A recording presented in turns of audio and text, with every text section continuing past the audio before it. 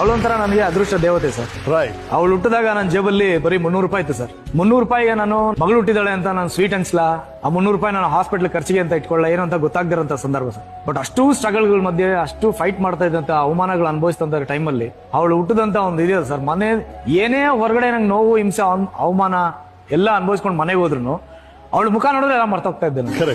So ಆ ತರದಲ್ಲಿ ಹುಟ್ಟಿದಂತ ಮಗಳವಳು. ಇವನು ಅದಕ್ಕೆ ಕಾಂಟ್ರಾಸ್ಟ್. ಇವನು ಹುಟ್ಟಿದಾಗ ಸರ್ ನನ್ನ 2 ಜಾಬ್ ತುಂಬಾ ದುಡ್ಡು ಸರ್. ಫುಲ್ ಬಲ್ಜ್ ಆಗ್ಬಿಟ್ಟಿತ್ತು.